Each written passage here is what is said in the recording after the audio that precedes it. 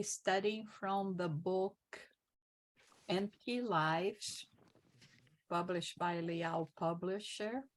And we are on chapter 7. I always like to remind that each chapter presents different topics. So if you're just joining us today, you are going to get the whole thing. Some of them we have been dividing into parts because the Spirit Joanna de Angelis through Divaldo Franco brings so many important concepts, and we do not want to rush into those because the idea here is not just to go through it fast, but really to understand those teachings are real gems, and we have to give them the proper value, and to try to get from each of the lessons of the topics Joanna de Angelis presents the everything that we can, in terms that sometimes it is hard for us to get into even so deep as the mentor would like to. So I'm going to share the screen, okay, with the text that we have.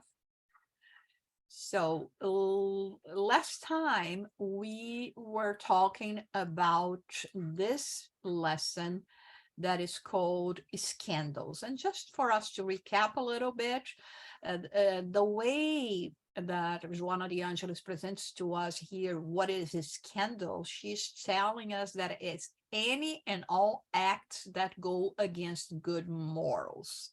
Okay, so let's not use it just in the trivial way that we can imagine, but everything that we do, even what we think, because we were talking about actions, about thoughts, about how we behave in the world, and the different environments that we participate, starting, of course, with our own home, with our own family, then going to society, to workplaces, to every place that we are going to be at engaging ourselves or participating. One thing that is also important when we are talking about this way of behaving is for us to understand that we have full responsibility for our actions. And even when we are talking and dealing with, comments or trivial comments in regarding to other people, how we are going to, let's say, position ourselves, and not creating criticism, or not divulging, criticism, gossips, everything that can be detrimental to the growth of that person. So this, in a few words, were what we were talking about. And then we have a very productive discussion, and we stop because now she's going to get deep into other aspects where our behavior, our words, our way of positioning ourselves are very, very important, and the responsibility that we have towards this area, for instance. So she starts by saying, all human beings bear moral weaknesses that must be corrected in the course of their lifetime, which is why reincarnation is of high significance for all the spirits. So here, no one can cast the first stone, right?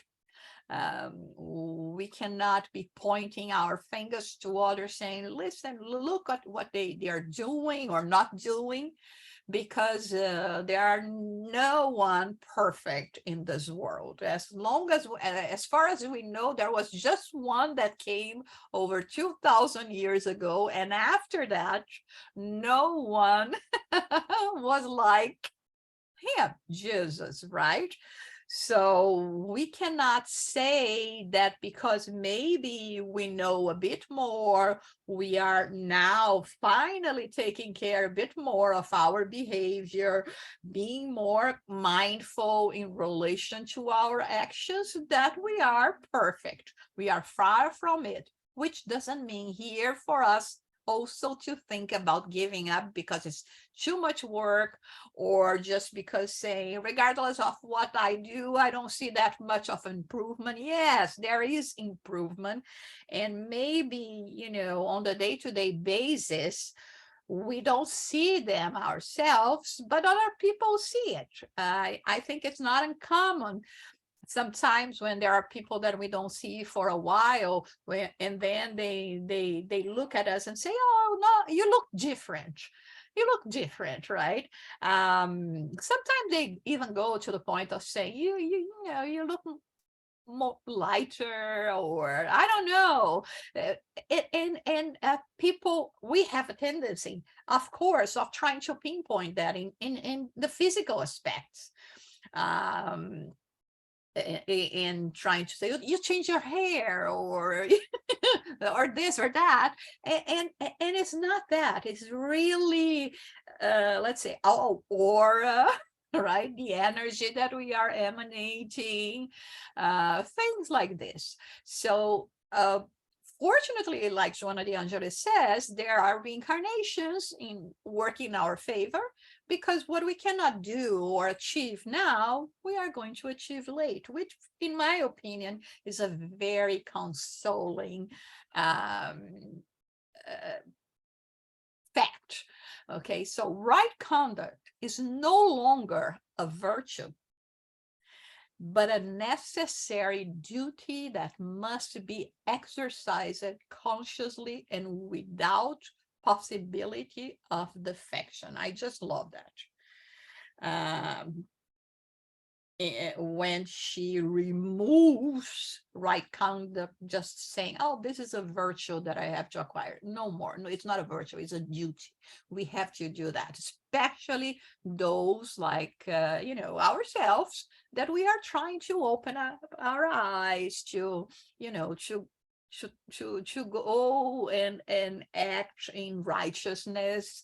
It's and to go back, to just give up, means having to start everything again later, and not necessarily in conditions that we have today, and might be conditions that are much more challenging than the ones we have today.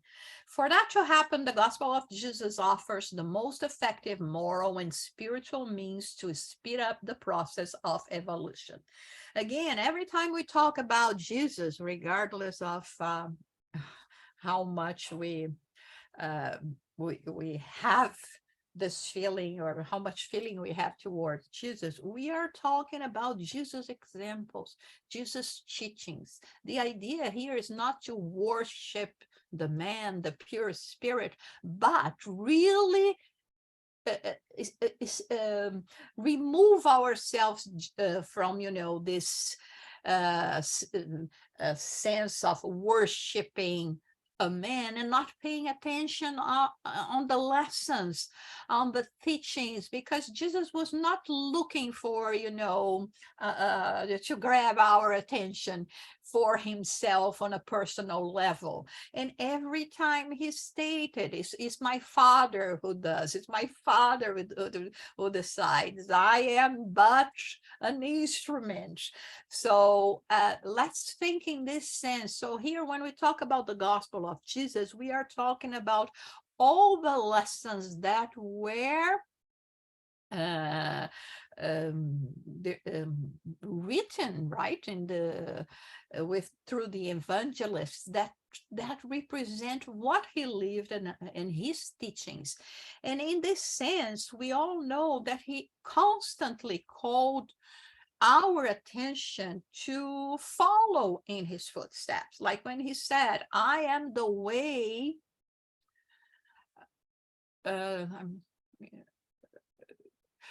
of the truth and life. I'm the way of truth and life. So the way meaning, follow my examples. You want a truth and life in your life? Follow my examples. This is what will lead you, thinking about what we have to do to better ourselves. And so we have we already have for over 2,000 years, not mentioning what we have before, even before Jesus, with Abraham, Moses, and the prophets, and so many others. We have a pathway at least to start. But we keep on getting ourselves distracted. Knowing and practicing this not promote irrefutable responsibilities, calling for immediate implementation. From the moment we are aware and start diving deeper into all those concepts, like she said here, there is no more possibility of defection. We may delay things. We may insist in continuing going through, our way of being that actually wind up bringing so much pain and suffering to us. But we can no longer say, I didn't know.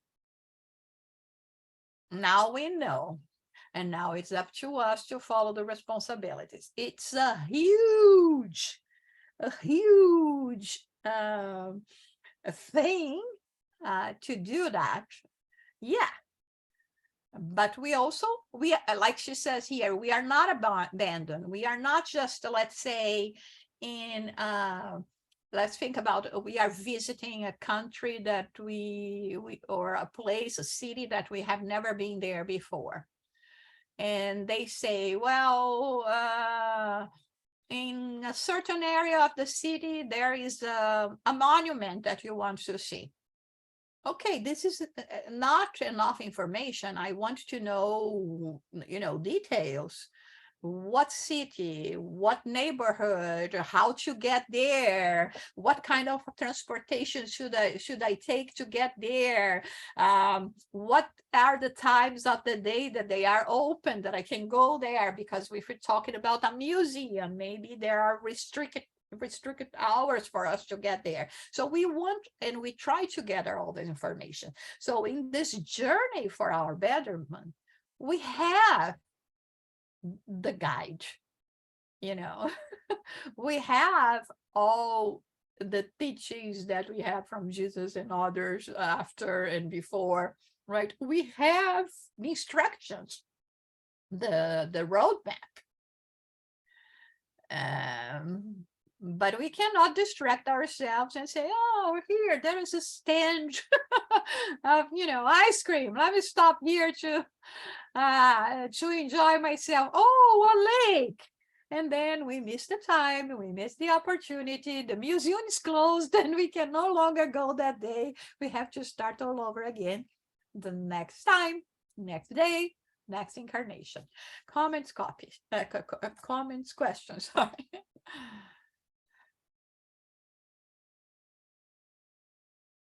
No?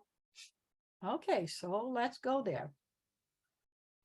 Spirits of the Lord come to earth to broaden the knowledge of the evangelical postulates, and those who embrace them commit to living them in an integral way. So here it's saying not only you have the roadmap, but I understand you can be a little bit confusing in its interpretation. So from time to time, we are going to be sending spirits of light, that are going to incarnate among us, and also spirits, more enlightened spirits, that can be helping us in this sense through dictations they do through mediums, or inspiring us to, maybe to buy a book that will bring messages that are going to be uplifting and instruct us, or talking to people, meeting people that are, can in one way or another bring those subjects to light. So the beautiful thing here is, although we already have the roadmap, and it's just follow the instructions, and you know everything you need to get there, because of our inability sometimes to understand the instructions well, or to try to interpret the instructions in a different way, or for whatever reason we may deviate. And while I was talking that to you, I remember that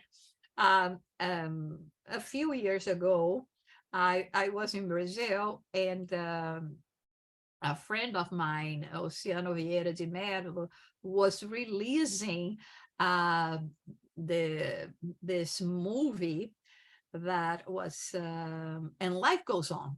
It was the big release. A lot of people was going to be there, and friends for all the spiritists that were there, wanting to watch the movie. And I for coincidence, I was there. I was in Brazil, in São Paulo, and he invited me to go. And so he said he gave me the address, he gave me everything for me to be one of the participants in this pre-release of the movie. And then he said it was at 9 o'clock, and I asked a friend to join me, and I was so excited to go there. And then we went. It was in a movie theater in a shopping mall. And when we arrived there, there was no one. There was nothing saying that, there was going to be this movie that I wanted to see, nothing. And I looked around, there was nothing, no sign of the movie. So I went to try to talk to someone from the movie theater, and they said, it was at 9 o'clock in the morning.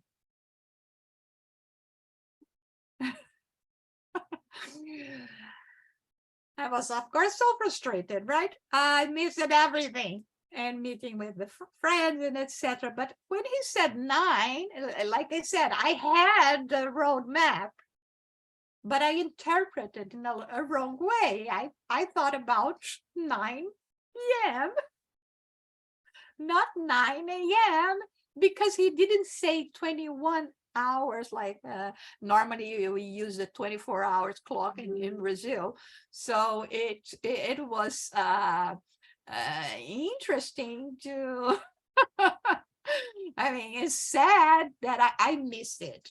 So this is just an example to say sometimes you have everything. I planned everything I had. We arrived there earlier. I was expecting that so much. I had the right date. I had the right venue, but I got the wrong time. So in our life, it happens the same. I know we have this roadmap, but somehow we miss an important detail. And we miss everything. So in order for that not to happen, we have the spirits of the Lord, like it says here, to come and make it even more, going into details for us, not to miss anything and not to lose our ways. Any comments, questions to now? Okay.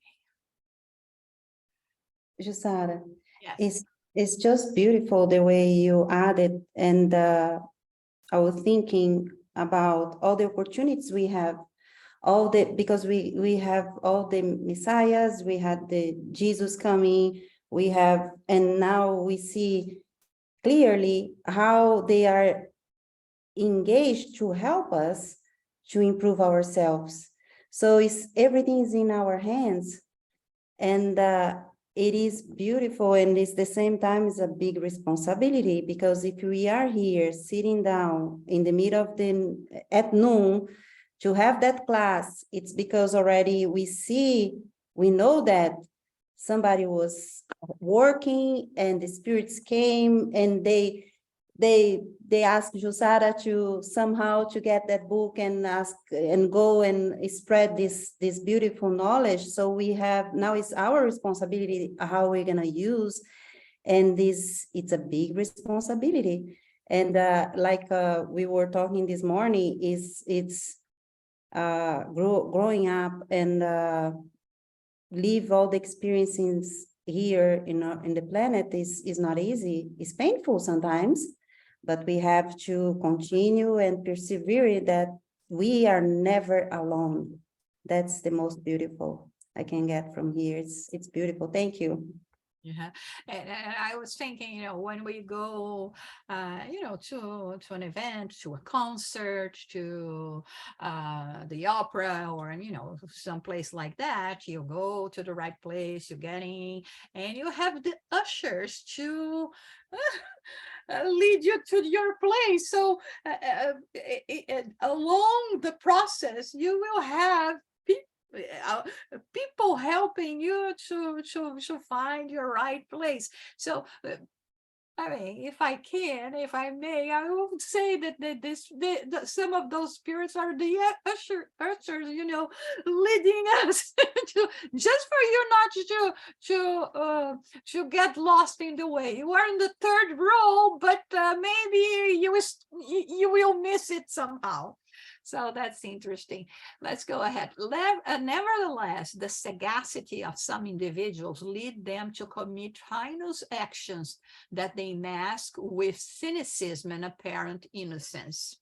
So, as with all social groups, medians in theirs are expected to base their endeavors on noble responsibilities with respect to others and themselves. This is the reason why I didn't want to Russia last time, because now in terms of scandals and how to conduct ourselves, Joanna de Angelis is going to move us to a different environment, which is more related to the environments of faith, of places that will or should be trying to lead people to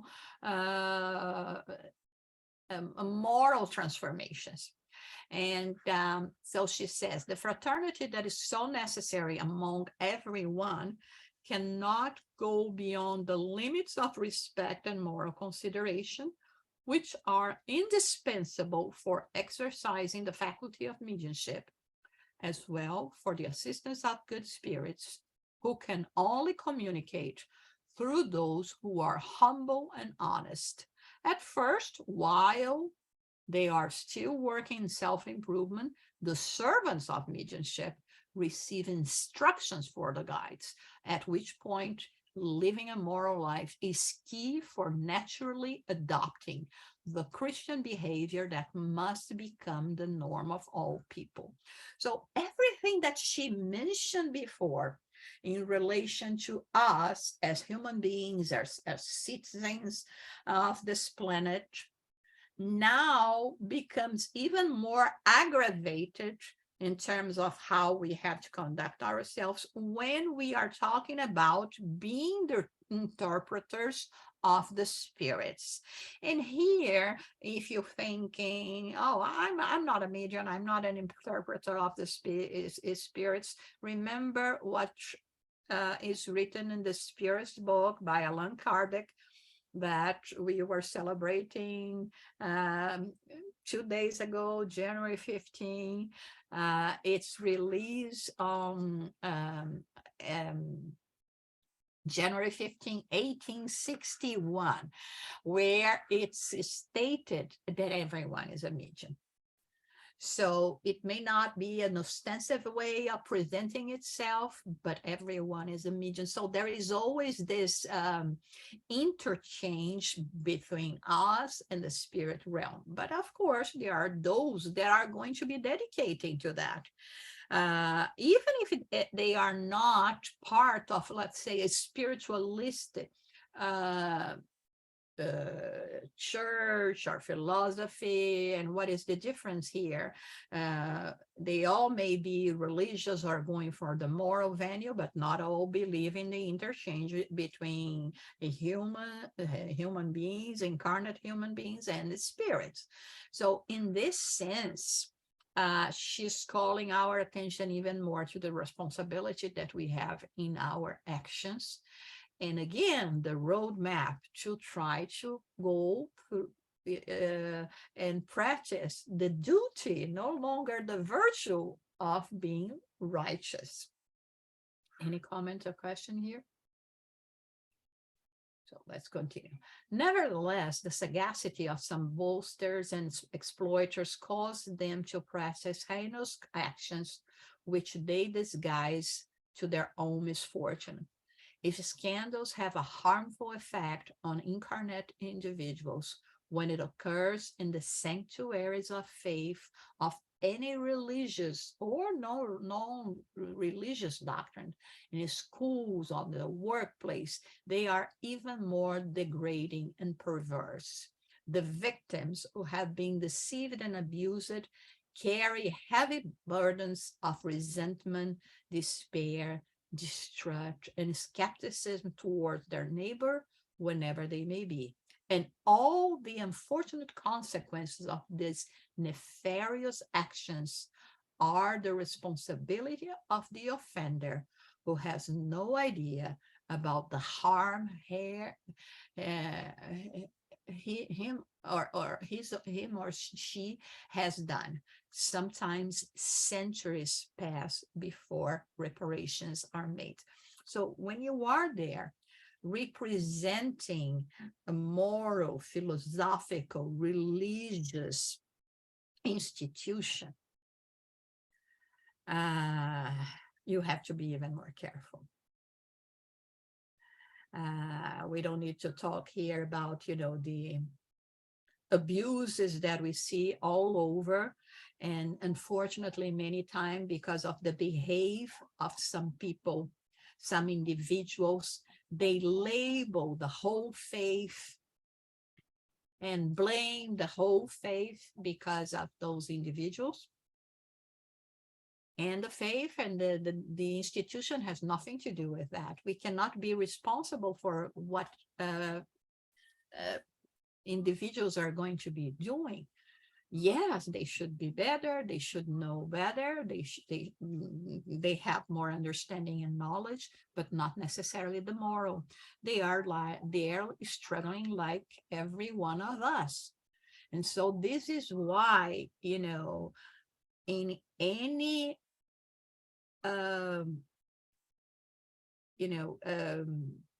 in any place that we are involved in any situation, we may sometimes think, oh no, but my role is a very small role. No, there is no small role in this arena. Okay, everyone is being observed, and not only by the incarnates, but the discarnates as well.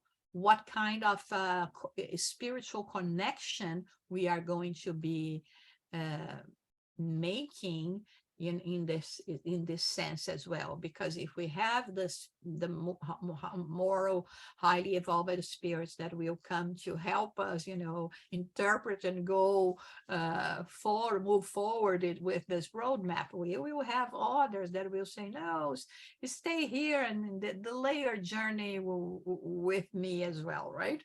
So it's in this sense, this is where she makes this, she brings this knowledge and calls our attention as representatives of moral, spiritual way of living. And it is, well, tough, right? Any comment? And the thing is, like she said, I was reading yesterday a story of a man. Let me get him here, his name, that died recently. His name was Adolf Kaminsky. He died at 97. And he's known by his forgeries to save thousands of Jews. And it's beautiful if you can read about it. And he was married to a corn goat as well. um, and there is one point of his commenting that from one day to the from in about 3 days he had to forge like 500 documents to save 500 people that otherwise Jews that were going to be sent to the death camps.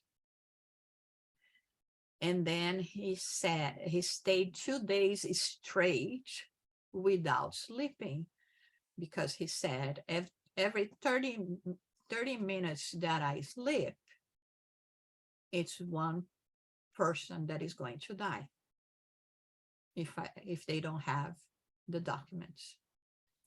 So this is responsibility in relation to others. And when we go in the opposite way, trying to benefit, for personal gains, because somehow you have more knowledge, more understanding, or you are a powerful medium, and you give your, let's say, your services in exchange for something else, you are really getting yourself into trouble. And in this sense as well, sometimes even faking, saying things that are not really things that you should be saying. And once these people later realize, and they will, maybe not in this lifetime, but returning to the spiritual realm, they will see that they were deceived.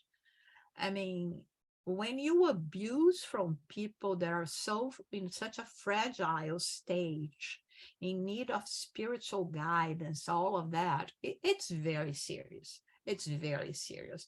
And they may keep their resentments, become, a stone in your shoes. And every action has a reaction, and whatever we do, it is going to come back our ways as well. So not only we are hurting and affecting someone else, but ourselves as well. So that's why it's very serious. Any comment or question? Yeah, okay, so let's see the conclusion. Never allow yourself to be imprudent, especially in the light of the commitments you made in the spirit world, as well as those regarding your neighbors. Wrap yourself in the wool of the Lamb of God and be humble, dedicated, and pure in heart.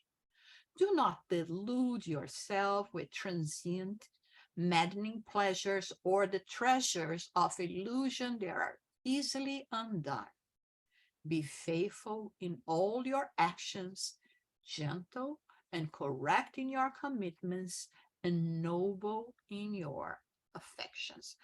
So, as always, Joanna de Angelis presents the topic,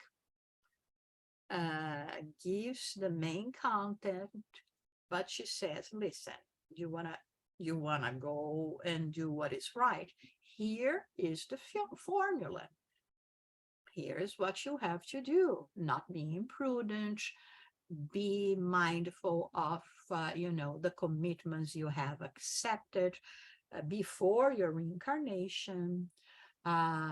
Remember to cultivate virtues that are important for us to go along well in life and commit to it. Okay, any questions or comments? We still have some time today. Next week is going from any aspect, our topic.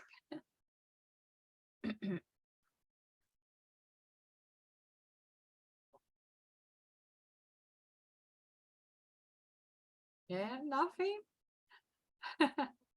Yeah, I know it's a lot to think, right? A lot to think.